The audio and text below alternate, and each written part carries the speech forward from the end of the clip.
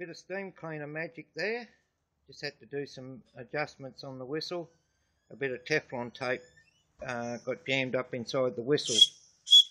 But she sure did adjust well. And that's the steam cleaner doing that. Now Clint can't stop tooting it. Bye for now. Flannan, give her the knock-off whistle. Thank you. Knock off.